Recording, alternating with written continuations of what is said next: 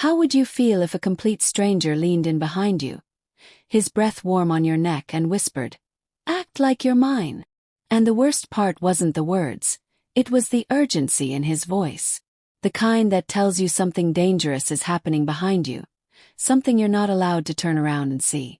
That was the moment Malia realized the union ritual wasn't just a ceremony, it was a battlefield. And this alpha, this stranger, was pulling her straight into the center of it. Before I go further, tell me in the comments where you're watching from. And if you're hooked already, a like and subscribe will keep these stories coming. Chapter 1. The Whisper That Changed Everything.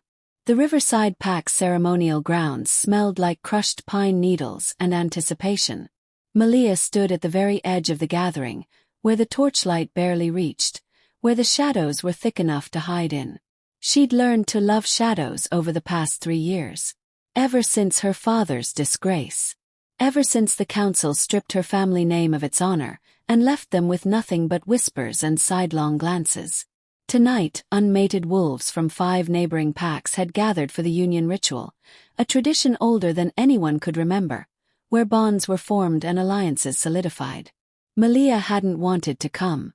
But her mother had insisted with that desperate look in her eyes, the one that said maybe, just maybe, someone would overlook their shame. Maybe someone would see Malia as more than the daughter of a traitor. That hope felt especially foolish now as Malia watched the other she-wolves laughing together near the fire, their dresses catching the light, their families standing proud behind them. None of them stood alone. None of them had been forced to arrive after sunset to avoid the stares. The ceremony hadn't even started yet, and already Malia could feel the weight of being unwanted pressing down on her shoulders like a physical thing. She wrapped her arms around herself, the thin fabric of her dress doing nothing against the October chill that rolled off the river. She should leave. Should have never come. That's when she felt it. The shift in the air behind her. The sudden heat of someone standing too close. Then his voice, low and commanding and threaded with something that made her wolf sit up straight inside her chest. Don't turn around. Don't react. Just listen. Malia's breath caught. She knew that voice. Everyone in the territory knew that voice. Jared Thorne. Alpha of the Crescent Ridge Pack, the most powerful pack in the northern region. She'd never spoken to him, had only seen him from a distance at council gatherings, but his reputation preceded him like thunder before lightning. Dominant. Ruthless when necessary. Unmated by choice, which made him a target for every ambitious family with an eligible daughter. What? She started to turn her head. I said don't turn around. His hand settled on her lower back, gentle but firm, keeping her facing forward. To anyone watching it would look intimate. Possessive. In about 30 seconds Councilmember Vaughn is going to announce that I need to choose a mate tonight or face a formal challenge to my position. He's been planning this ambush for months. Malia's mind reeled. Why was he telling her this? What did any of this have to do with her? I need you to do something for me, Jared continued, and now she could hear the edge beneath his calm. When I walk around to face you when everyone's watching, I need you to act like we've been courting in secret. Like you're mine and I'm yours. Can you do that? The question hung in the air between them like smoke. Malia's heart hammered against her ribs. This had to be a joke. Some cruel game being played at her expense. Why would you? I don't understand. There are dozens of she-wolves here from good families. Why would you choose someone like me? The last words tasted bitter. Someone like me. An outcast. A disgrace. She felt him lean closer, his breath stirring the hair at her temple. When he spoke again, his voice was different. Softer but somehow more intense. Because everyone else here wants something from me. Power. Status. Alliance with their pack. You're the only one who doesn't expect anything. The only one who won't see this as a real claim. And right now, I need someone who understands that this is just for show. Just for show. The words should have been reassuring, but something about them made Malia's chest tighten. Still, what choice did she have? If she refused, she'd spend the rest of the night, the rest of her life, standing in these shadows alone. At least this way, for one night, she could pretend she belonged somewhere. "What happens after tonight?" she asked. "We'll figure that out later. Right now I just need you to trust me. Can you do that?" Trust. What a strange word coming from a man she'd never spoken to before this moment. But Malia had learned something important over the past 3 years. Sometimes the only way to survive was to take a risk on the unexpected. "Yes," she whispered. She felt rather than saw his smile. "Good girl. Now when I come around, look at me like you've been waiting for me all night. Like you're exactly where you want to be." His hand left her back and suddenly the cold rushed in to replace his warmth. Malia heard his footsteps moving away, circling around to her right, and her pulse kicked up another notch. The conversations around the ceremonial grounds had started to quiet. People were noticing. She could feel their eyes starting to turn her direction. Then Jared stepped into her line of sight and everything else fell away. He was taller than she'd realized, broad-shouldered and lean-muscled in a way that spoke of a wolf who ran often and fought when necessary. Dark hair slightly too long, touching his collar. Eyes that caught the torchlight and held it, amber gold and intense. He wore simple clothes, black shirt and dark pants, but he moved with a kind of confidence that made everything else look like trying too hard. And the way he was looking at her, like she was the only person in the entire clearing. Like he'd been searching for her and had finally found her. Malia forgot it was an act. For just a heartbeat, she forgot everything except the feeling of being seen. Really seen. Not as a disgrace or an outcast or a political inconvenience, but as herself. Jared stopped directly in front of her, close enough that she had to tilt her head back to meet his eyes. One corner of his mouth lifted in a small smile that looked almost real. "Sorry I'm late," he said, and his voice carried across the suddenly silent clearing. "I know you've been waiting." The double meaning wasn't lost on anyone. Gasps rippled through the crowd like wind through leaves. Malia heard someone say her name in a tone of utter disbelief. Her hands trembled at her sides and she couldn't tell if it was from fear or adrenaline or something else entirely. "It's all right," she managed, and was surprised by how steady her voice sounded. "You're here now." Something flickered in Jared's eyes. Approval maybe. Or surprise. He reached out slowly, giving her time to pull away if she wanted to, and tucked a strand of her dark hair behind her ear. His fingers lingered against her cheek for a moment, and Malia's breath stuttered in her chest. "Behave like my mate," he murmured, so quietly only she could hear. Then louder, for the audience that was definitely watching now. "You look beautiful tonight." Malia felt heat climb up her neck. She hadn't expected him to commit so fully to the act. Hadn't expected the way his thumb brushed across her cheekbone to feel so gentle. Real. She swallowed hard and tried to remember that this was just a performance. That tomorrow she'd go back to being nobody and he'd go back to being an alpha too powerful to notice someone like her. But tonight she could pretend. "Thank you," she said, and let herself lean into his touch just slightly. Just enough to sell the illusion. The crowd erupted. Malia heard raised voices, shocked exclamations, and underneath it all, a low murmur of confusion and disbelief. She wanted to look to see their faces, but Jared's hand moved to cup her jaw and kept her attention locked on him. "Don't look at them," he said softly. "Look at me. Let them talk. Let them wonder. Right now you're mine and I'm yours and that's all that matters." The words sent a shiver down Malia's spine that had nothing to do with the cold. This was dangerous. Not because of the deception but because of how easy it was to believe him. How badly she wanted to believe him.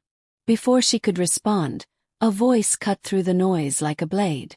"Alpha Thorn." Council Member Vaughn pushed through the crowd. His expression caught somewhere between fury and calculation.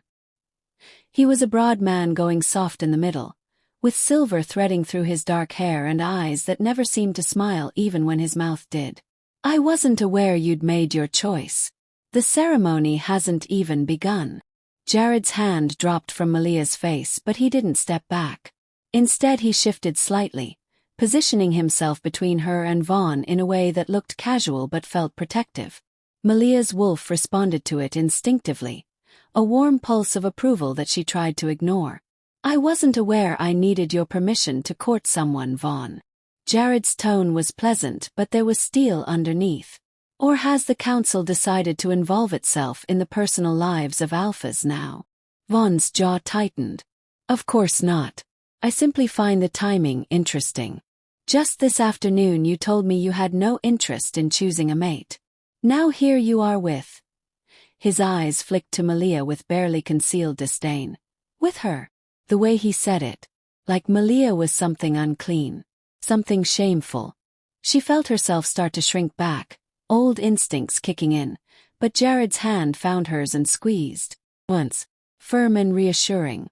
"Her name is Malia," Jared said, and now the steel was right at the surface. "And yes, here I am. Is there a problem?" The challenge hung in the air between them. Malia could feel the tension crackling like electricity before a storm. Around them, the crowd had gone completely silent. Even the night sounds seemed to have stopped. Everyone was watching. Everyone was waiting to see what would happen next. Vaughn's smile was thin and cold.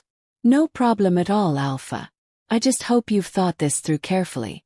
The Riverside Pax Alliance is delicate, given recent circumstances. Some might question your judgment in forming such a connection." There it was. The barely veiled reference to her father's disgrace. The implication that Malia was damaged goods. Unworthy. Malia's nails dug into her palms hard enough to hurt. But Jared just laughed. Actually laughed, warm and genuine, like Vaughn had told an amusing joke instead of delivering an insult. "My judgment has kept Crescent Ridge strong for 8 years, Vaughn. I think I can handle choosing my own mate without your input. Now if you'll excuse us, I'd like to actually participate in the ritual instead of standing here debating my personal life." He turned away before Vaughn could respond, keeping Malia's hand firmly in his as he led her toward the center of the ceremonial grounds. She could feel the eyes following them, hear the whispers starting up again, but Jared's grip stayed steady and somehow that made it easier to keep walking. Keep her head up. To pretend she belonged at his side. "That was," Malia started once they were out of immediate earshot. "Necessary," Jared finished. "Vaughn's been trying to undermine me for months. He has 3 daughters and he's been pushing for me to choose one of them. Tonight was supposed to be his big play, forcing my hand in public. But he can't do anything if I've already made my choice. And you chose me because I'm so far beneath you that no one could possibly think it was real," Malia said quietly. Jared stopped walking so abruptly that she nearly stumbled. He turned to face her fully and the intensity in his eyes made her breath catch. "I chose you," he said, "because you're the only person here brave enough to stand alone. Because everyone else came with their families, their packs, their expectations, but you came anyway even though you knew exactly how they'd look at you. That takes strength, Malia. The kind of strength I need in someone standing beside me." The words hit her like a physical blow. No one had called her strong in 3 years. No one had seen anything in her except her father's mistakes. But Jared was looking at her like he meant every word. Like maybe he actually believed it. Before she could respond, the elder's voice rang out across the grounds, calling the ritual to order. Malia and Jared found themselves swept into the formal proceedings, standing with the other matched pairs as the elder blessed the unions and spoke the old words about strength in partnership and trust in the bond between mates. Malia tried to focus on the ceremony, but she was hyper-aware of Jared beside her. The way he stood close enough that their shoulders brushed. The way his thumb traced absent patterns on the back of her hand where they were still joined. Small touches that shouldn't have meant anything but somehow felt like everything. When the elder called for the pairs to seal their intentions, Jared turned to face her. The ritual required a public acknowledgement, words spoken before witnesses to bind the commitment. Malia's heart climbed into her throat. This was it. The moment that would make their deception official. "I claim you," Jared said, his voice carrying across the silent clearing. "Before these witnesses, before the moon and the ancestors, I claim Malia as my chosen mate. From this night forward, what threatens her threatens me. What honors her honors me. She is mine to protect and mine to cherish. The traditional words, binding under pack law. Once spoken, they couldn't be taken back without formal rejection and the shame that came with it. Malia felt the weight of them settle over her like a cloak. Heavy, significant, terrifying. Now it was her turn. She should feel relieved, grateful even, that he was willing to go this far to help her. Instead she felt something else entirely. Something that made her voice shake when she finally spoke. I accept your claim, she said, the words coming out barely above a whisper at first. Then stronger, clearer. Before these witnesses, before the moon and the ancestors, I accept Jared Thorne as my chosen mate. From this night forward, his victories are my joy and his burdens are my own. I am his to stand beside. The moment the words left her mouth, something shifted. Malia felt it like a physical thing, a tightening in her chest that had nothing to do with anxiety and everything to do with the way Jared was looking at her. Like maybe this wasn't entirely pretend for him either. Like maybe somewhere between the desperate whisper and this moment, something had changed. Then the crowd erupted in a mixture of applause and shocked murmurs, and the moment shattered. Jared pulled her close, his arm around her waist, and Malia let herself lean into him because that's what a newly claimed mate would do. That's what the act required. But as the night wore on, as they accepted congratulations and endured barely concealed judgment in equal measure, as Jared kept his hand on the small of her back like it belonged there, Malia couldn't shake the feeling that she just stepped into something far more complicated than a simple deception. And judging by the way Jared's jaw tightened every time someone looked at her with disdain, by the protective edge in his voice when he corrected people who called her anything but his mate, by the way his fingers tightened on her waist like he was afraid she might disappear, she wasn't the only one feeling it. The ritual ended near midnight. Most of the newly matched pairs left together, heading back to their territories to begin their new lives. But Malia stood frozen at the edge of the clearing as the crowd dispersed, reality crashing down around her. What now? Where did she go?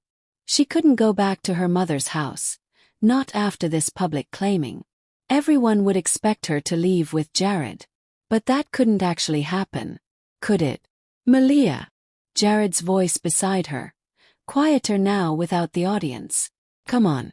Let's get out of here. Where am I supposed to? The words tangled on her tongue. You're coming home with me, he said simply. To Crescent Ridge territory. It's what everyone will expect. We need to maintain the illusion for a while, at least until things settle down with Vaughn. Home with him. To his pack. To his territory. Malia's mind spun with the implications. For how long? Jared was quiet for a moment, his expression unreadable in the dying torchlight. I don't know, he finally admitted. But we'll figure it out together. I promise I'm not going to abandon you now. Whatever happens next, you have my protection. That part isn't pretend. Something in his voice made Malia believe him. Or maybe she just needed to believe him. Either way, when he offered his hand, she took it. When he led her away from the ceremonial grounds toward the dark forest path that would take them to Crescent Ridge, she followed. And as they walked through the night together, the moon bright overhead and the sound of the river fading behind them, Malia couldn't help but wonder if the stranger who'd whispered urgently in her ear had just saved her life or completely destroyed it. Maybe both. The thought should have terrified her. Instead, with Jared's hand warm around hers and his presence solid beside her in the darkness, all Malia felt was the dangerous flutter of hope. The kind of hope that could break a person if they weren't careful. The kind of hope that felt an awful lot like fate. Chapter 2. The morning after everything changed. The Crescent Ridge packhouse sat on a hill overlooking the valley like a crown on a king's head. Malia had seen it from a distance before, during council gatherings, but she'd never been inside. Never imagined she'd have reason to be.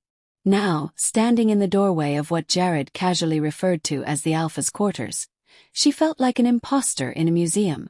Everything here screamed power and permanence, two things that had never belonged to her. The room was large but not ostentatious, decorated in dark woods and deep colors that somehow felt masculine without being cold. A massive bed dominated one wall, and Malia's stomach flipped when she saw it. One bed. Of course there was one bed. What had she expected?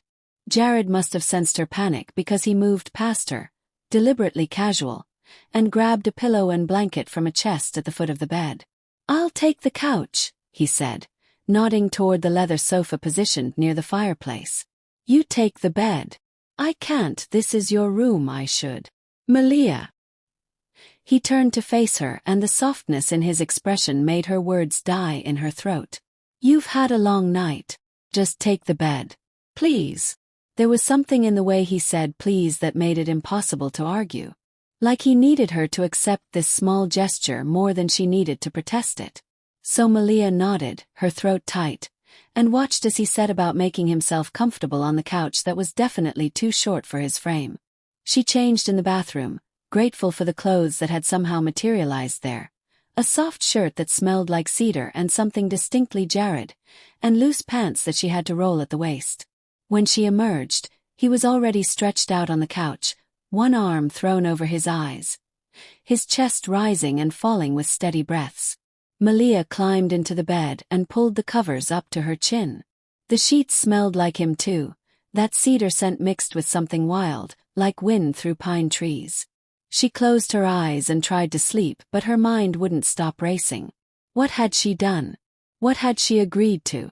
This was supposed to be just for show, just for one night. But here she was in Jared Thorne's bed while he slept on a couch to make her comfortable. None of this made sense. Sleep finally came sometime before dawn, fitful and filled with dreams of amber eyes and whispered promises. When Malia woke, sunlight was streaming through the windows and Jared was gone. For one horrible moment, she thought maybe it had all been a dream, some cruel fantasy her exhausted mind had conjured. But then she heard voices outside the door, low and tense, and reality came crashing back. "Completely irresponsible, Jared. You can't just claim some random she-wolf without consulting the pack council first." A woman's voice, sharp with disapproval. "I don't recall needing permission to choose my own mate, Vivian." Jared's voice was colder than Malia had heard it yet. "And Malia isn't some random she-wolf. She's mine now. The pack will accept that. The pack will question it.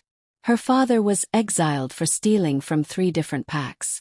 Her family has no standing, no allies, no value to offer us. What were you thinking?" Malia felt each word like a slap. She'd known this was coming, known the judgment would follow her even here, but hearing it voiced so bluntly by someone in Jared's own pack made something in her chest crack open. "I was thinking," Jared said, his voice dropping to something dangerous, "that my personal choices are none of your concern. Malia is under my protection now. Anyone who has a problem with that can take it up with me directly. Is that clear?" Long pause. Then, crystal. "But don't expect everyone to just fall in line, Alpha. You've put us all in a difficult position." Footsteps retreated down the hallway. Malia heard Jared sigh heavily, then silence. She stayed frozen in the bed, her heart hammering. This was exactly what she'd feared. She'd become a liability, a problem he'd have to defend over and over again. How long before he regretted his decision? How long before the pretend claim became a real burden? The door opened quietly. Jared stepped inside and stopped when he saw she was awake. His hair was damp like he'd just showered, and he wore fresh clothes, but there was tension in his shoulders that hadn't been there last night. "You heard that," he said. Not a question. Malia sat up slowly, pulling the blanket with her like armor. "I'm sorry. I didn't mean to cause problems for you with your pack." "You didn't cause anything. Vivian's been my father's beta for 20 years and she still thinks she can tell me what to do." He crossed to the window, staring out at the valley below. "She'll come around. They all will. And if they don't..." Malia's voice was smaller than she wanted it to be. Jared turned back to her and something in his expression made her breath catch. "Then they'll learn that I meant what I said last night. You're mine to protect. That's not negotiable." The word mine sent heat curling through Malia's stomach. She knew it was just part of the act, just the language of pack bonds and territorial claims, but the way he said it felt personal. Possessive in a way that had nothing to do with politics. "We should talk," Jared continued, moving to sit on the edge of the bed, careful to maintain distance between them. "About how this is going to work. What the expectations are." Malia nodded, grateful for the shift to practical matters. Anything to stop thinking about the way his presence made her skin feel too tight. "In public, we need to act like a real mated pair," he said. "That means appearing together at pack functions, showing appropriate affection, presenting a united front. The more convincing we are, the less people will question it." "Appropriate affection," Malia repeated. "Like what exactly?" A slight smile tugged at his mouth. "Hand holding. Standing close. Maybe I put my arm around you occasionally. Nothing that would make you uncomfortable, but enough to sell the bond." "Can you do that?" Could she? The memory of his hand on her back last night, the way his touch had made her feel safe and seen and wanted, all rushed through her. "Yes," she said. "I can do that." "Good. In private, though, we maintain boundaries. You have your space, I have mine. We're partners in this deception, but we don't have to pretend when it's just us." Partners. The word should have been reassuring. Instead it felt like a door closing. Malia told herself that was a good thing. Boundaries were good. Boundaries kept people from getting hurt. "How long do you think we'll need to keep this up?" she asked. Jared was quiet for a moment, his jaw working like he was chewing on words he wasn't sure he should say. "Honestly, I don't know. Vaughn's not going to give up easily. He'll be looking for any excuse to prove our bond isn't real, to undermine my authority. We need to be careful. Consistent. At least for a few months." Few months. Malia's mind reeled. She'd thought maybe a few weeks, just enough to get through the immediate scrutiny. But months of pretending, of living in Jared's space, of having his hands on her and his scent surrounding her, all while knowing none of it was real. How was she supposed to survive that without losing herself completely? "Okay," she said, because what other choice did she have? "A few months." Something flickered across Jared's face, too quick to identify. Relief maybe. Or resignation. "There's one more thing. Today I need to introduce you to the pack properly. There's a gathering every Sunday morning. All pack members attend. They'll want to meet you. Some of them will be less than welcoming." Malia's stomach knotted. "Like Vivian. Vivian's bark is worse than her bite. But yes, there will be others like her. People who question whether you're good enough for their alpha." He reached out slowly and covered her hand with his where it rested on the blanket. "I need you to hold your head up. Don't let them see you flinch. You're my mate now, which makes you their Luna whether they like it or not. Can you be strong for me? Just for a few hours." His mate. Their Luna. The titles felt too big for her skin. But the way Jared was looking at her, like he actually believed she could do this, like he was counting on her, made something fierce wake up in Malia's chest. "I can be strong," she said. His smile was small but genuine, and his thumb stroked across her knuckles once before he pulled his hand away. "I know you can. I saw you last night, standing alone in those shadows but refusing to leave. That's the kind of strength that can't be taught." The compliment warmed her from the inside out. Before she could respond, a knock sounded at the door. "Alpha." A male voice, younger, uncertain. "The gathering is about to start." "We'll be right there," Jared called back. Then to Malia. "Ready?" "Oh, absolutely not." But Malia pushed the blankets aside and stood anyway, smoothing down the borrowed clothes. She changed quickly in the bathroom, and when she emerged, Jared's eyes darkened in a way that made her skin flush. "You look perfect," he said, and the roughness in his voice didn't sound like pretending. They walked through the pack house side by side, Jared's hand resting lightly on her lower back. Malia could feel eyes on them, pack members stopping their conversations to stare. Some faces showed curiosity, others barely concealed hostility. She kept her chin up and her expression neutral, the way Jared had asked. The gathering was held in a large common area. Pack members clustered in groups, talking and laughing until Jared and Malia entered. Then the room went silent. All eyes turned to them, dozens of strangers examining her, judging her, finding her wanting. Jared's hand pressed more firmly against her back. Reminder. A reassurance. She leaned into the touch slightly, letting everyone see the gesture. "Good morning," Jared said, his voice carrying easily across the space. "I know you've all heard by now about last night's ritual. I want to formally introduce you to Malia, my chosen mate and your new Luna." The silence stretched. Malia forced herself to meet the stares, to not look away. Then one person started clapping, slow and deliberate. Others joined in, the sound growing but never quite becoming enthusiastic. It felt like tolerance rather than acceptance, and Malia understood with perfect clarity that she would have to earn every scrap of respect from these wolves. "I know some of you have questions," Jared continued once the applause died. "And I'm happy to address them. But first I want to make something very clear. Malia is under my protection. She's Pack now. Anyone who disrespects her disrespects me. I trust that won't be a problem." The threat was implicit but unmistakable. A few people shifted uncomfortably. Vivian stood near the back, her arms crossed, her expression unreadable. Then a woman stepped forward from the crowd, older, with silver threading through her auburn hair. "Alpha, with respect, we're all wondering the same thing. Why her? Why a she-wolf from a disgraced family with no standing, no allies, nothing to offer the pack?" The blunt question hung in the air like a blade. Malia felt her face heat with shame, but she kept her expression smooth.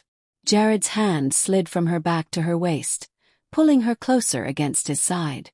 "Because love doesn't come with a list of qualifications, Nadine," Jared said quietly. "Because when I look at Malia, I don't see her father's mistakes. I see someone brave enough to stand alone.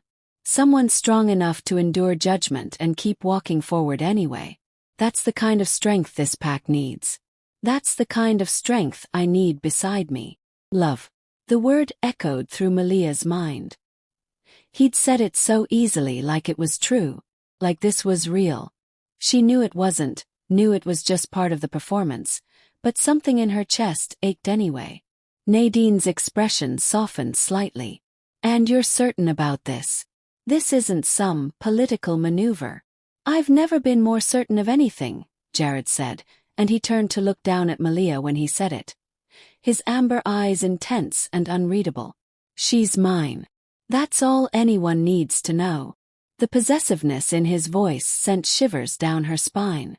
Malia knew she should say something, add her own voice to his declaration, but she was afraid if she opened her mouth, something true would come out. Something dangerous.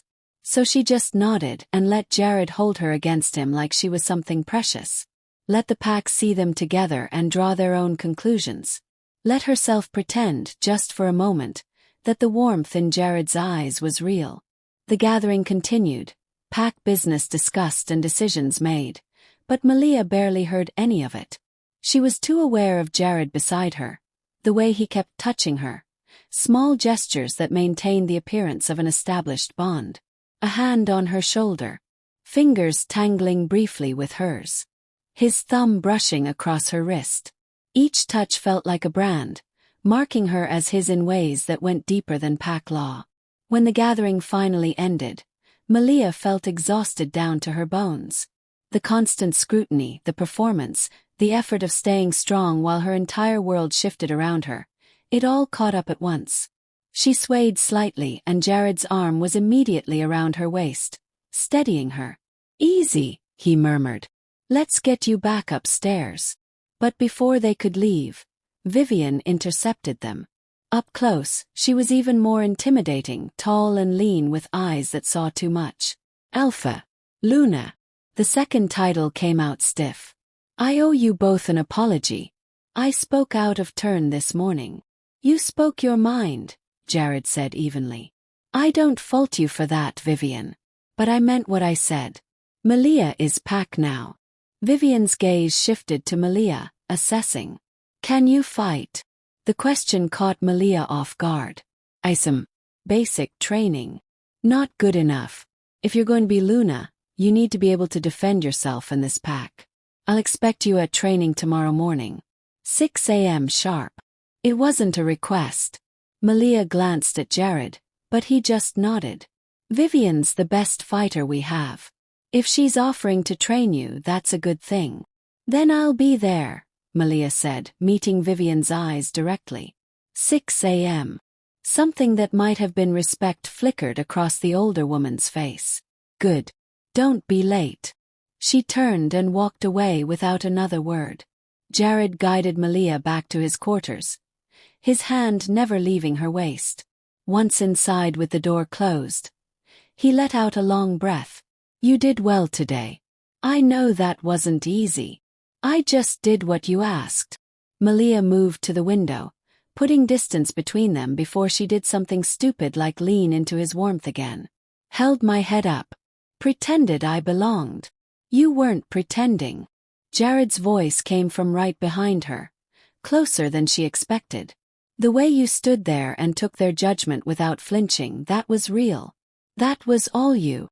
Malia turned to face him and found him too close, close enough that she could see gold flecks in his amber eyes, close enough to feel the heat radiating off his body. Why are you being so nice to me? The question came out rawer than she intended. Jared's brow furrowed. What do you mean? This whole thing, it's supposed to be a business arrangement. You get Vaughn off your back, I get protection and status. But you keep looking at me like you actually care. You keep defending me like I matter. And I don't understand why. For a long moment, Jared just looked at her. Then he lifted his hand slowly and cupped her cheek, his thumb brushing across her cheekbone the same way he'd done last night at the ritual. Maybe, he said quietly, because you do matter. Maybe because somewhere between that whispered request and this moment, this stopped being just an arrangement for me. Catching feelings, believing that any of this could be real, that was how people got destroyed. But Jared was looking at her with such raw honesty that she couldn't find the words to push him away. I don't know how to do this, she whispered. I don't know how to be what you need. You're already what I need, he said. You just have to keep being you. That's enough, Malia. You're enough. And then, before she could talk herself out of it, before fear could stop her, Malia rose up on her toes and pressed her lips to his. The kiss was tentative at first, questioning, but Jared made a sound low in his throat and pulled her closer, one hand sliding into her hair while the other wrapped around her waist.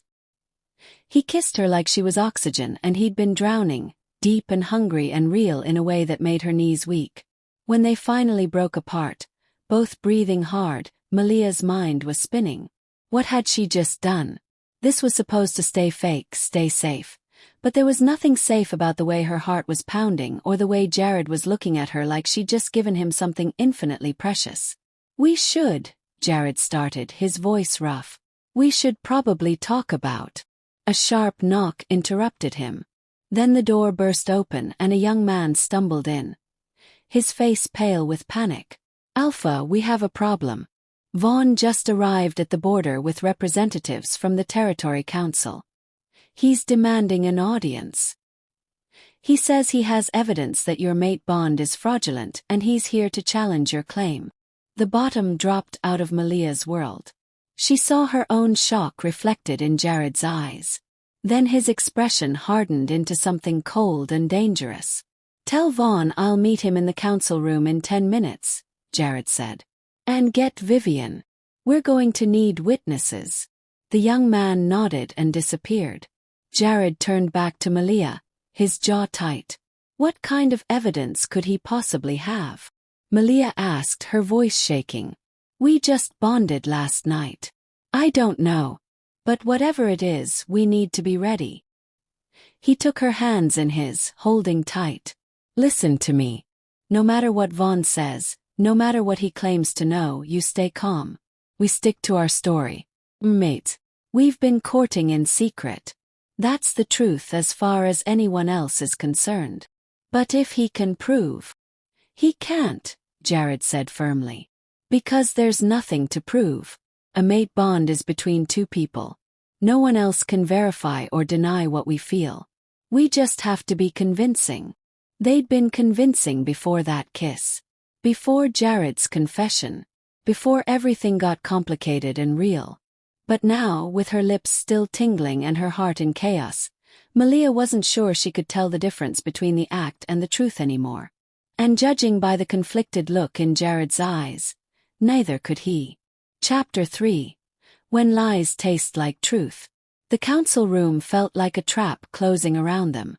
Dark wood paneling absorbed the afternoon light filtering through narrow windows, and the long table dominating the center of the space seemed designed to create distance, to turn allies into opponents across its polished surface.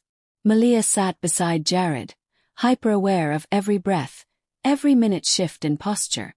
Across from them, Council Member Vaughn lounged in his chair with the confidence of a predator who'd already tasted blood. Beside him sat two other council members Malia vaguely recognized from territory gatherings, Elder Cashin, a thin man with sharp features and sharper eyes, and Diana Moreau, a woman whose reputation for sniffing out deception preceded her like a warning. Vivian stood near the door, arms crossed, her expression unreadable but her presence somehow reassuring. "Thank you for seeing us on such short notice, Alpha Thorne," Vaughn began, his tone dripping false courtesy. "I know how busy you must be with your new mate." The way he said mate made it sound obscene. Malia felt Jared tense beside her, but his face remained impassive.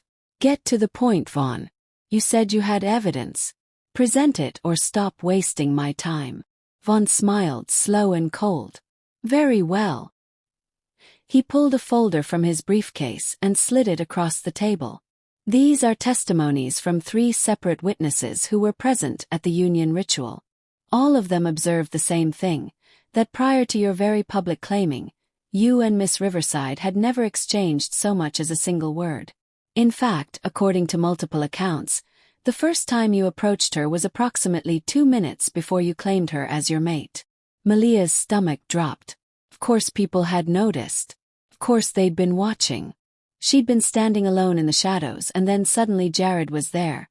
And the claiming happened so fast, too fast for anyone who'd been paying attention to believe it was anything but spontaneous. "People's observations don't override what Malia and I know to be true," Jared said evenly. "We kept our courtship private for a reason," Jared said, not his everyone voice dropping needs to know the details of my personal life. "Is that you're upset your little ambush didn't work?" Elder Cashin that repeated, instead of forcing me to choose one of your daughters, you expect us to believe you conducted an entire courtship. This has nothing to do with the legitimacy of my bond. No one saw you together, and everything to do with your wounded pride. We were careful," Vaughn's facade cracked, surprised by how steady her voice sounded despite her racing heart. "This has to do with my family's reputation made things complicated. A fraudulent mate bond is grounds for challenging an alpha's position. Certain of what? If we determine that your claim is false, asked, constructed green eyes for political purposes, with unnerving the council has the authority to declare your leadership was compromised, or that the political advantages outweighed the social disadvantages. They weren't just questioning the bond. The question was a trap coming after Jared's position as Malia alpha. Felt Jared's hand find hers under the table. This was her fault. His fingers lacing with hers in a grip that felt more like desperation than affection. Jared wouldn't be sitting here facing a challenge to everything Jared said. Then it's a judgment the bond is real. In meetings like this one where people who don't know us try to dissect our bond like it's a puzzle to be solved. You want Forgive proof. Our skepticism, what proof could we possibly give you that you wouldn't sorry at all? We've made our claim is remarkably convenient. We've spoken just hours before I was set to formally request you choose a mate from among the eligible candidates we'd pre-approved. Under PAC law, you suddenly produced this mysterious relationship should be accompanied by disgraced indicators. Surely you can understand of a true bond forming. Suspicious. Have you experienced any of these indicators, Miss Riverside? Malia's mind raced. She'd heard about bond indicators, the way true mates could sense each other's emotions, feel each other's presence, experience an almost magnetic pull toward one another. But she and Jared had only been pretending for less than 24 hours. There was no way they could fake that kind of connection. Except, a small voice whispered in the back of her mind, what about this morning? When she'd felt Jared's tension before the door even opened. What about the way she could feel his presence now like a warm weight against her senses? Could feel his anger at Vaughn and his protectiveness toward her thrumming through the space between them. What if it wasn't all pretend? Yes, Malia said, the word coming out before she could second-guess it. I can feel him. His emotions. It started this morning, but it's getting stronger. Jared's fingers tightened around hers and she felt something surge through their connection. Surprise and hope and something deeper that made her breath catch. She glanced at him and found him staring at her with an intensity that had nothing to do with the performance. You can feel me, he asked quietly. Right now you're angry, Malia said, keeping her eyes locked on his. At Vaughn, at this whole situation. But underneath that you're protective. You're worried about what this means for the pack. And she paused, feeling something else thrumming through the bond that was too intimate to name in front of these strangers. You're surprised that I can feel any of this. Because I can feel you too, Jared said, and there was wonder in his voice now. Your fear. Your determination. The way you're trying to be brave even though you're terrified this is all going to fall apart. The room had gone completely silent. Malia was vaguely aware of the council members watching them, but all she could focus on was Jared and the growing awareness that something was happening between them. Something real that had nothing to do with their deception and everything to do with the way his presence felt like home.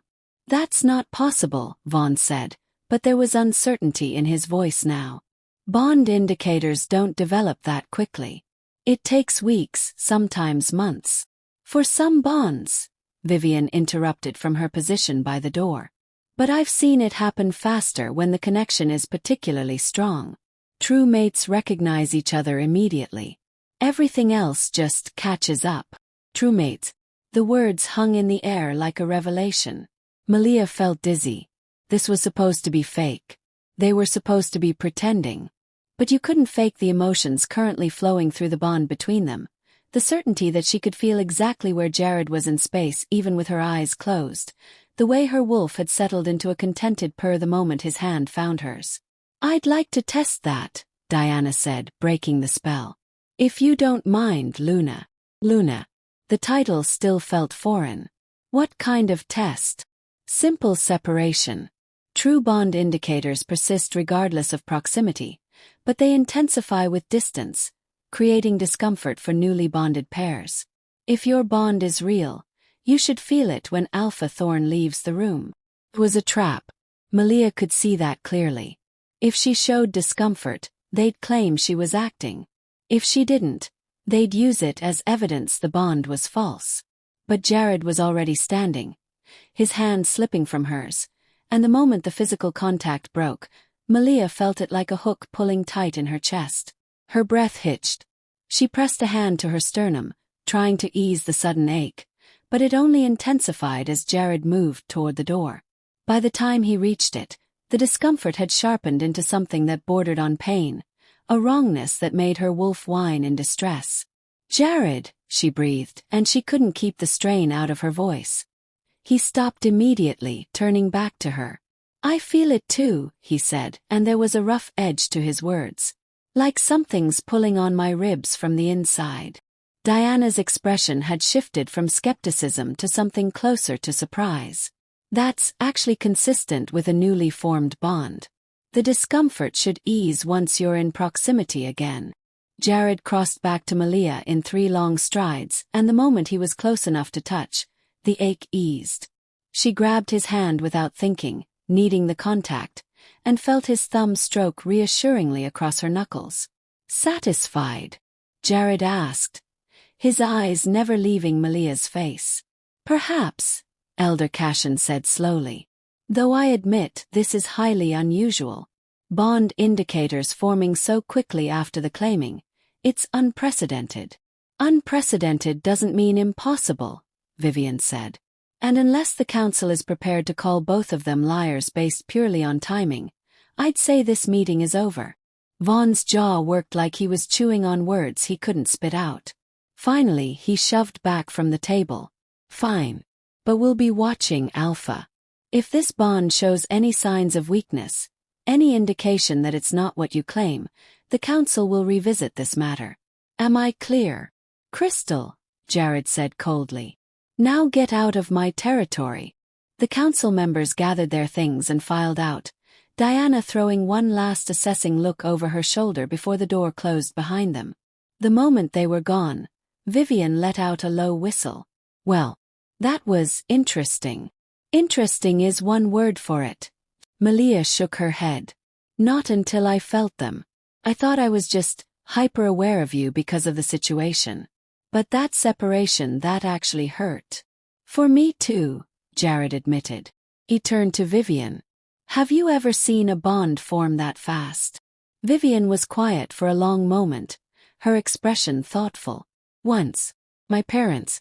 They claimed each other and the bond snapped into place immediately, like it had been waiting for them to figure it out.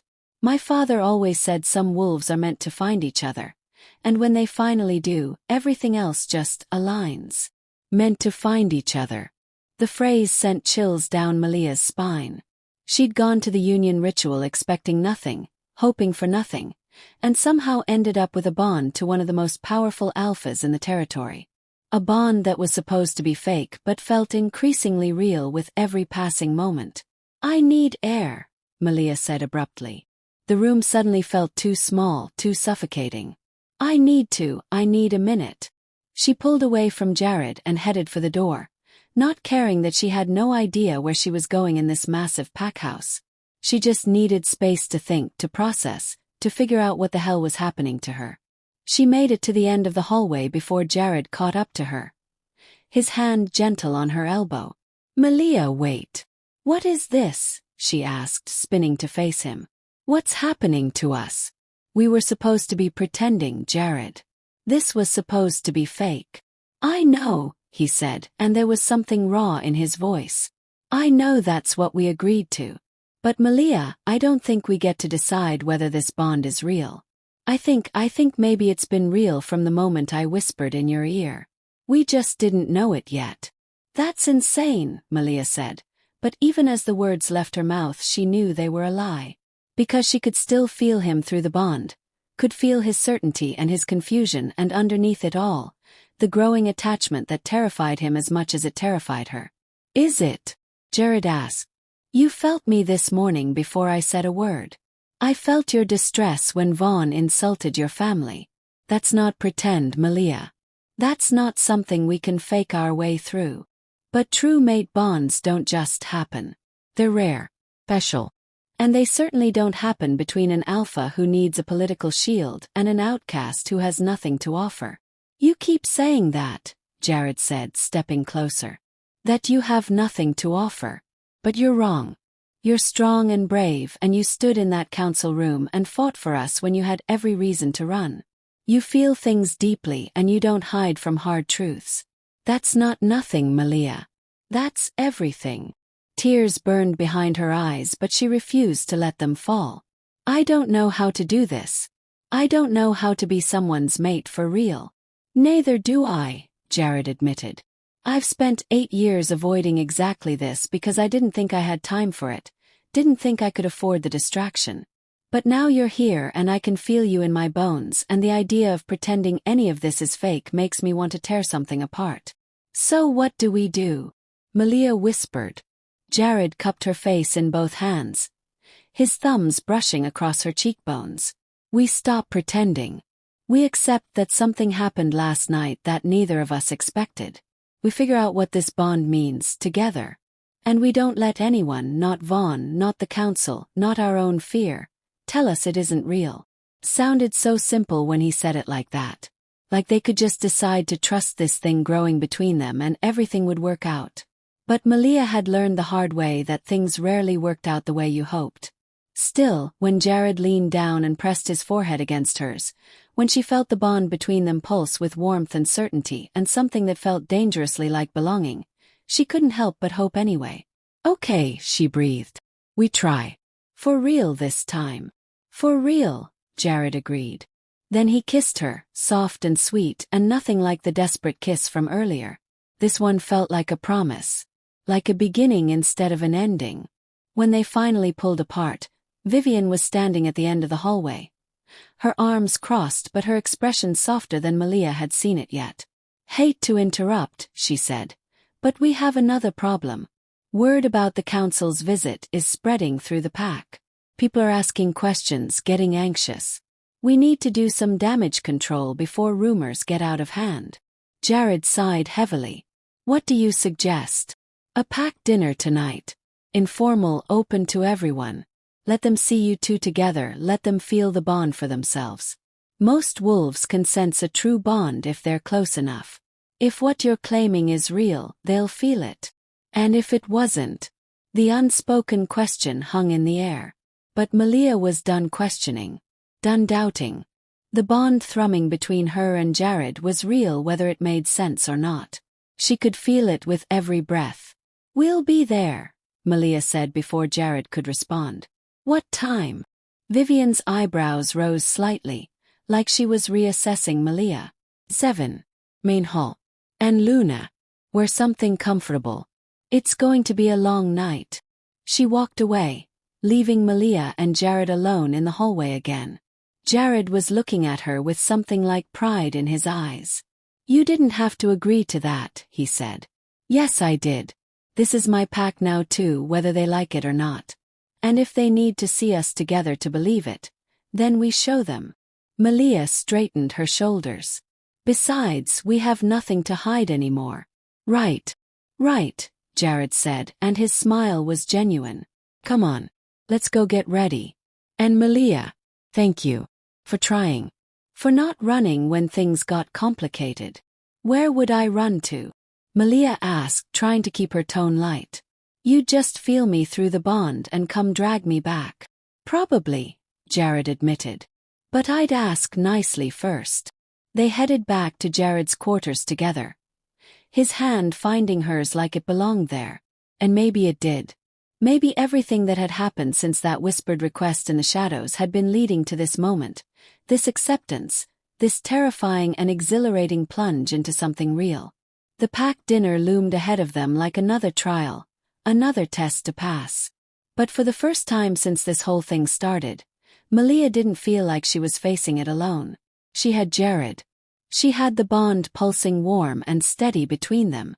And maybe, just maybe, she had a future that looked nothing like the lonely shadows she'd been standing in 24 hours ago. The thought should have terrified her. Instead, as Jared squeezed her hand and smiled down at her with those amber eyes full of promise, all Malia felt was anticipation. Whatever came next, they'd face it together. For real this time. The hours before the dinner passed in a strange blur of preparation and growing awareness. Every time Jared touched her, the bond flared warmer. Every time he looked at her, she felt his emotions as clearly as her own. By the time evening fell and they headed down to the main hall, Malia was dizzy with the intensity of it all.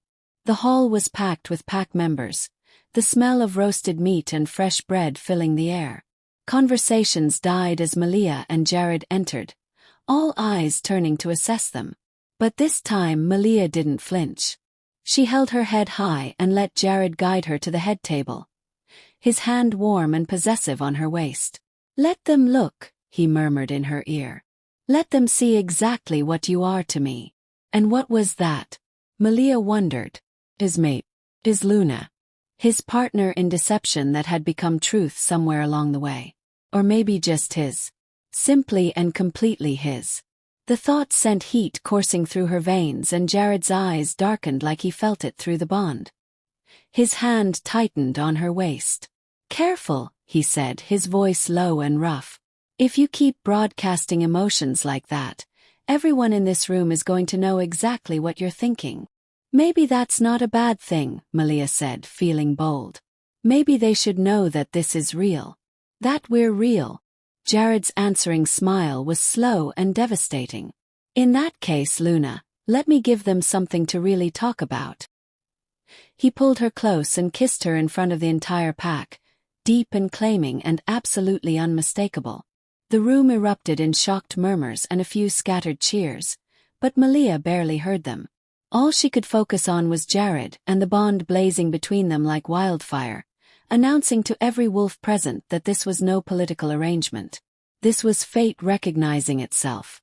When they finally broke apart, breathing hard, Malia saw acceptance on faces that had shown only judgment before. Saw understanding dawn in eyes that had been skeptical. Because you couldn't fake the kind of connection that made the air itself seem to pulse with energy. You couldn't pretend the bond that had every wolf in the room tilting their heads, sensing something profound and undeniable passing between their alpha and his Luna. Vaughn could bring all the evidence he wanted. The council could question and test and investigate. But they couldn't deny what everyone in this room could now feel. Jared and Malia were bound. Truly, completely, impossibly bound. And as Jared pulled her down to sit beside him, as the packed dinner continued around them with gradually loosening tension, as Malia felt the bond settle into something warm and permanent in her chest, she realized something that should have terrified her but somehow didn't. She was falling in love with him. Maybe had been from the moment he whispered urgently in her ear and trusted her with his desperation. Maybe was always meant to, from the first breath. The only question now was whether Jared felt the same. And judging by the way he kept glancing at her like she was something miraculous, by the emotions flowing through their bond that felt suspiciously like wonder and possession and the beginning of something deep, Malia thought maybe he did. She just hoped they both survived long enough to figure it out. Chapter 4. When Pretend Becomes Forever. 3 weeks after the packed dinner, Malia woke to find Jared's side of the bed empty again. They'd stopped pretending about the sleeping arrangements after the first week, when the bond had made separation even for a few hours physically uncomfortable. Now they slept tangled together most nights, Jared's arm around her waist and his breath warm against her neck, and Malia had stopped questioning whether it was necessity or desire that kept them gravitating toward each other in the dark. She stretched and felt the bond immediately. Jared was outside, running patrol along the eastern border. She could feel his wolf close to the surface, the freedom of movement, the satisfaction of protecting his territory. Their territory now. The thought still sent a thrill through her. The past 3 weeks had been a whirlwind of integration into pack life. Morning training with Vivian that left Malia bruised but stronger. Afternoon meetings where she sat beside Jared and learned the intricacies of pack politics. Evenings spent with pack members who were slowly, grudgingly, beginning to accept her as their Luna. It was exhausting and exhilarating and nothing like the lonely existence she'd had before. But underneath it all, threading through every moment, was the growing awareness that what she felt for Jared had gone far beyond the bond. She was in love with him. Completely terrifyingly in love with the way he smiled at her across crowded rooms, the way he defended her without hesitation, the way he touched her like she was precious even when no one was watching. The problem was she had no idea if he felt the same. Oh, the bond was strong, growing stronger every day. And Jared was affectionate, protective, attentive in ways that made her heart ache. But he'd never said the words. Never told her that this had become more than duty or fate or whatever had drawn them together that night at the union ritual. Maybe he never would. Maybe the bond was enough for him and she was foolish for wanting more. Malia was still wrestling with those thoughts when she heard footsteps in the hallway, then a sharp knock on the door. She grabbed one of Jared's shirts and pulled it on before calling out, "Come in." Vivian entered, her expression grim. "Luna, we have a situation." The formal title and serious tone sent alarm skittering down Malia's spine. What kind of situation? Vaughn is back. He's at the border with a formal challenge delegation from the Territory Council. They're invoking the trial of proof. Malia's blood ran cold. She'd heard of the trial of proof, an ancient tradition where a mate bond could be tested through a series of challenges designed to prove its authenticity. It was rarely invoked anymore, considered archaic and invasive, but it was still technically legal under pack law. Can he do that? Malia asked, already knowing the answer. If he has enough council members backing him, yes. And apparently he does. Elder Cashin and Diana Moreau are with him, along with 2 others I don't recognize. That's a quorum. Jared can't refuse without looking like he's hiding something. Where is he? On his way back now. He felt your alarm through the bond. Vivian's expression softened slightly. For what it's worth, Luna, I don't think you have anything to worry about. Everyone in this pack can feel what's between you two. It's real. But was it real enough? That was the question that haunted Malia as she quickly dressed and headed downstairs to meet Jared. The trial of proof didn't just test whether a bond existed, it tested the depth and strength of that bond. And despite everything they'd been through, despite the way her heart raced when he walked into a room, Malia couldn't shake the fear that somehow it wouldn't be enough. Jared was in the main hall when she arrived. His hair still damp from shifting back to human form. His expression thunderous. The moment he saw her, some of the tension left his shoulders. He crossed to her immediately and pulled her against him, his face buried in her hair. "I felt you panic," he murmured. "Are you okay?" "I'm fine. Vivian told me about the challenge." Malia pulled back to look up at him. "Can we really not refuse? Not without giving Vaughn exactly what he wants, grounds to question my leadership." Jared's jaw tightened. "But I swear to you, Malia, we'll get through this. Whatever they throw at us, we face it together." Together. The word should have been reassuring, but all Malia could think about was how much she stood to lose if the trial proved their bond wasn't strong enough.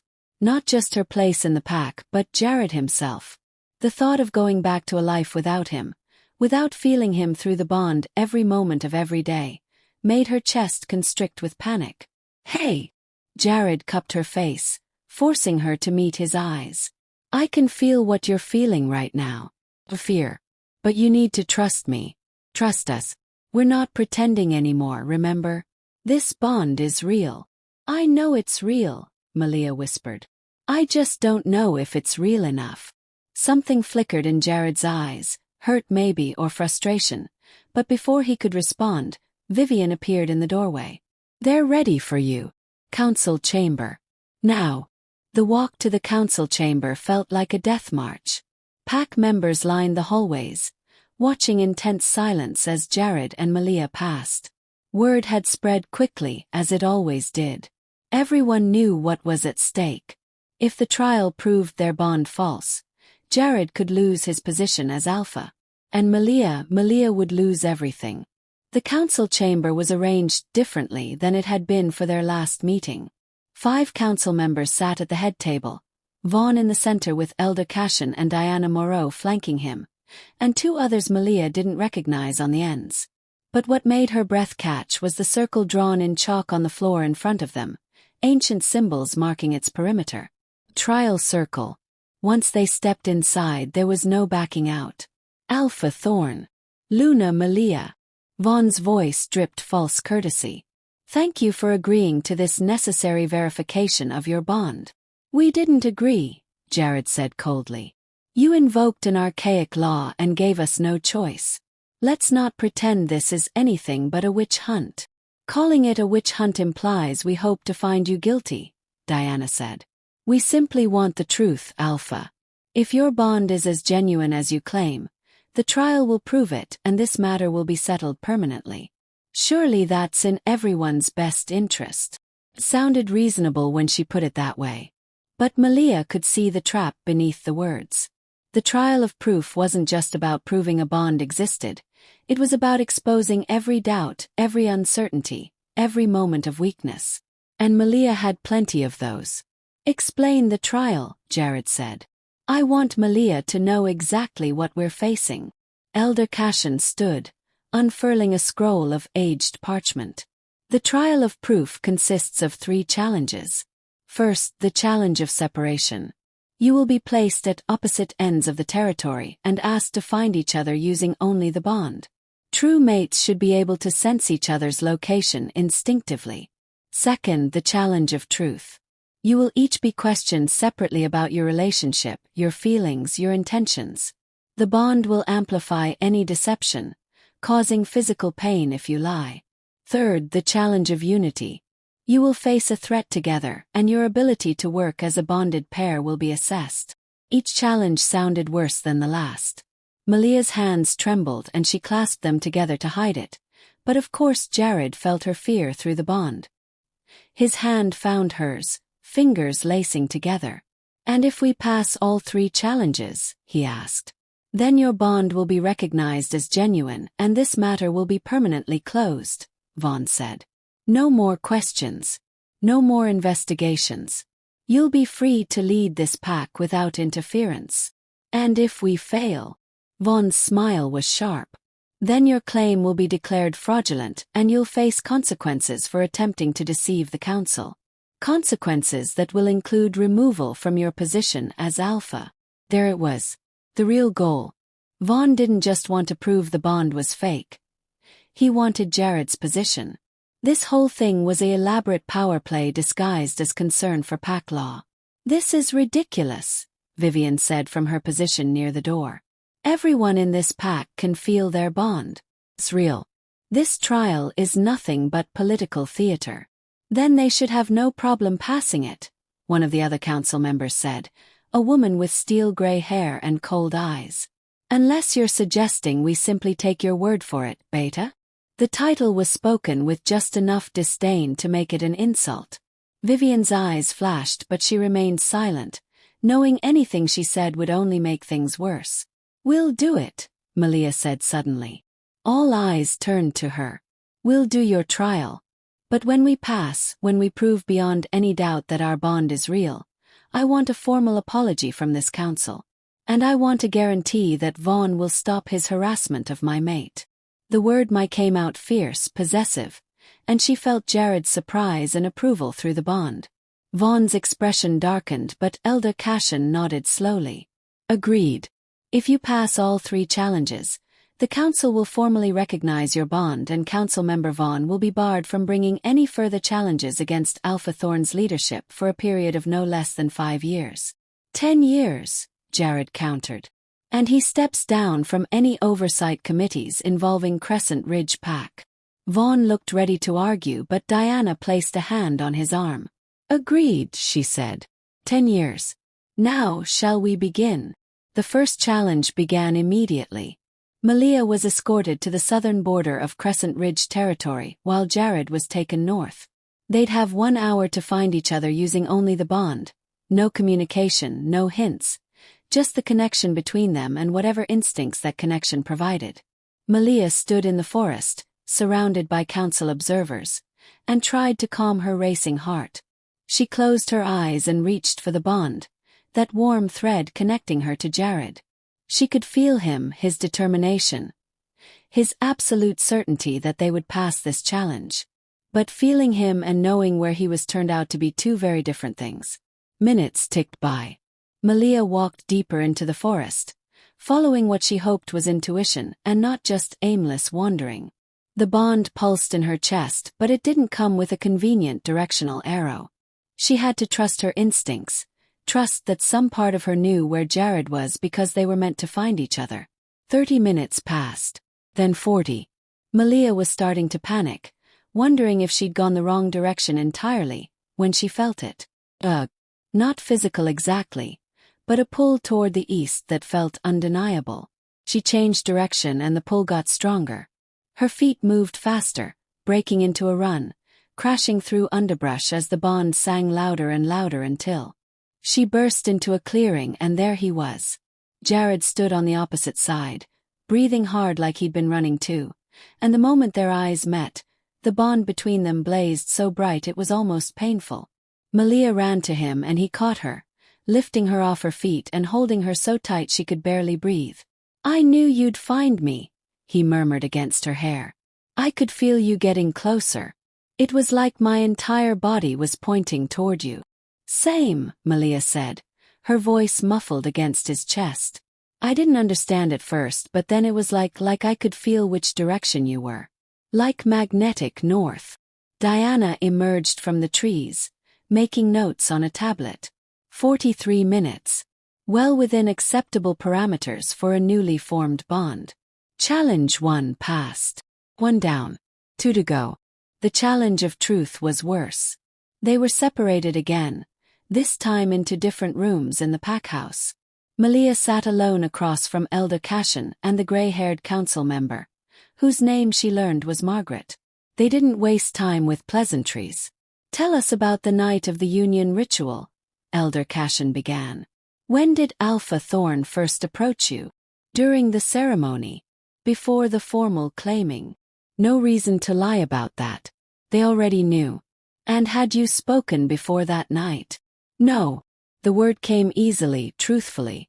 The bond remained quiet in her chest, no discomfort.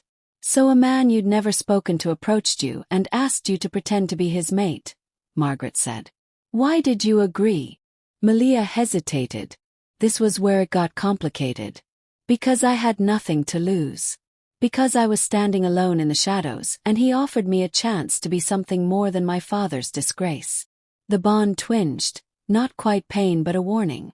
Partial truth, it seemed to say. Not the whole story. And, Elder Cashin pressed. There's more. The bond knows when you're holding back. Malia took a shaky breath. And because something in me recognized him.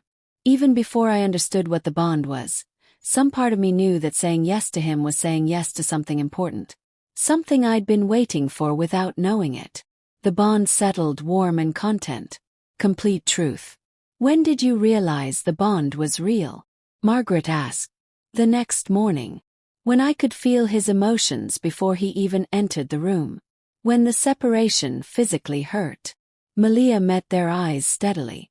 And every day since then when I wake up and the first thing I feel is him, his presence, his worry about pack business, his feelings for me. Whatever they are. The last part came out more vulnerable than she'd intended. The bond shifted, a pulse of something that felt like longing, and Malia realized Jared was being questioned in the other room at the same time.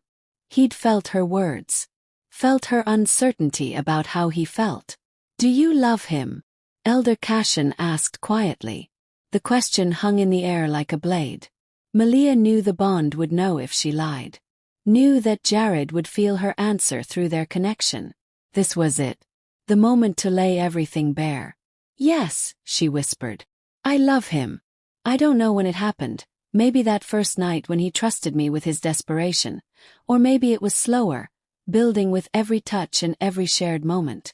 But yes, I love him completely. The bond exploded with heat and emotion, Jared's response crashing through her with the force of a tidal wave. Joy, relief, love. So much love it stole her breath. And him? Margaret pressed. How does he feel about you? Malia's eyes filled with tears because she could feel it now, pouring through the bond in waves. He loves me too, she said, her voice breaking. I can feel it. He loves me. In the other room, Jared must have been answering the same questions, must have finally spoken aloud what he'd been holding back for weeks. And the bond carried those words to her even though she couldn't hear them, carried his truth and his fear and his absolute certainty that she was his and he was hers and nothing else mattered. Challenged too, Elder Cashin said, his stern expression softening slightly. Past. Malia was shaking when they led her back to the main chamber. Jared was already there, pacing like a caged wolf, and the moment he saw her, he crossed the distance between them in 3 strides and pulled her into his arms. I'm sorry, he said roughly, his face buried in her hair. I should have told you before. Should have said it when no one was forcing the words out of me. But Malia, I love you. I've loved you since that first morning when you stood up to Vivian with your chin high and your voice steady even though you were terrified. Maybe before that. Maybe from the moment you trusted me enough to say yes. Malia pulled back to look at him, tears streaming down her face. I love you too. So much it scares me sometimes. He kissed her then, deep and desperate and absolutely unmistakable, and Malia felt the bond between them solidify into something unbreakable. Not just fate or destiny or whatever had drawn them together, but choice. They were choosing each other again and again with every breath. Touching, Vaughn said dryly. But we still have one more challenge. The challenge of unity. They broke apart reluctantly. Jared kept Malia's hand in his as they turned to face the council. The final challenge is simple, Diana explained. You'll face a threat together. Your ability to work as a bonded pair, to trust each other implicitly and move as one, will determine whether you pass. The threat has already been arranged. Before either of them could ask what that meant, the doors to the chamber burst open. 3 wolves entered, all in fighting form, all radiating aggression. Malia recognized the one in front, one of Vaughn's daughters, Simone. Her expression was hostile as she shifted back to human form. This is the threat. Jared asked dangerously. You're setting your own daughter against us. Not against you, Alpha, Vaughn said. Against her. He nodded toward Malia. The challenge of unity tests whether you can work together to protect each other. Simone and her companions will attack your mate. Your job is to defend her while she defends herself. If you work together, if your bond allows you to anticipate each other's movements and function as a unit, you'll succeed. If not, he didn't need to finish the sentence. If they failed, Malia would be hurt and their bond would be declared insufficient. This is insane, Vivian snapped. You're asking them to fight 3 trained warriors. I'm asking them to prove their bond is strong enough to overcome challenges, Vaughn interrupted. Isn't that the whole point of the trial? Malia felt Jared's fury through the bond, felt his instinct to refuse, to protect her from this barbaric test. But she also felt his understanding that refusing would give Vaughn exactly what he wanted. It's okay, she said quietly, squeezing his hand. We can do this. Together. Jared looked down at her, his eyes searching hers. You've been training with Vivian for 3 weeks. That's not enough time. Then you'll have to trust me to keep up, Malia said. And I'll trust you to have my back. That's what mates do, right? Something fierce and proud flashed across his face. Right. He turned to the council. We accept. But mark this, Vaughn. When we pass, when we prove beyond any doubt that our bond is unbreakable, you're done. Finished. I'm going to make sure everyone in this territory knows exactly what kind of man you are. Vaughn's smile was cold. I look forward to it. Begin. Everything happened fast after that. Simone and her companions shifted and attacked in a coordinated rush. Malia barely had time to shift herself before the first wolf was on her, teeth snapping at her throat. She twisted away and felt rather than saw Jared intercept the second attacker. His larger wolf form a blur of dark fur and fury. The bond sang between them, not just emotions now but something deeper. Instinct. Awareness. Malia knew where Jared was at every moment, could feel his intentions before he moved. When he drove one attacker left, she was already moving right to cover the opening. When she ducked under snapping jaws, he was there to drive the wolf back before it could regroup. They moved like water, flowing around each other, protecting each other, anticipating each other's needs without conscious thought. The bond had transformed them into something greater than 2 individuals fighting separately. They were a unit, pair, perfectly synchronized. Simone was good, well-trained and vicious, but she couldn't account for the way Malia seemed to know where she'd strike before she moved. Couldn't adjust to fighting 2 opponents who moved as one.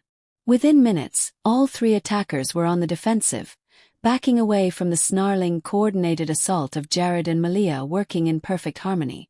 Finally, Simone yielded, shifting back to human form with blood dripping from a shallow cut on her shoulder. Enough, she panted. They've proven their point. Malia shifted back, breathing hard, exhilarated by the fight and the bond still singing strong in her chest.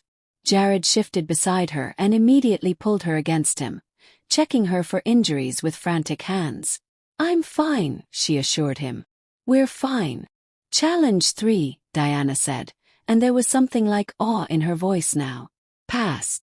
I've never seen a bonded pair move like that. The synchronization was extraordinary. Because the bond is extraordinary, Vivian said from the sidelines, her expression smug. As anyone with eyes could have told you from the beginning. Elder Cashin stood slowly, his expression grave. Alpha Thorn. Luna Malia. On behalf of the Territory Council, I formally recognize your mate bond as genuine and binding. All challenges against your union are hereby dismissed. Council Member Vaughn will adhere to the terms agreed upon before the trial began. It was over. They'd passed. Malia felt dizzy with relief, with exhaustion, with the overwhelming awareness that they'd just proven to everyone watching that what they had was real and true and unbreakable. Vaughn looked like he'd swallowed glass, but he stood and gave a stiff nod. Congratulations, Alpha. Luna. May your bond serve the pack well. The words were bitter in his mouth, but they were said in front of witnesses. legally binding.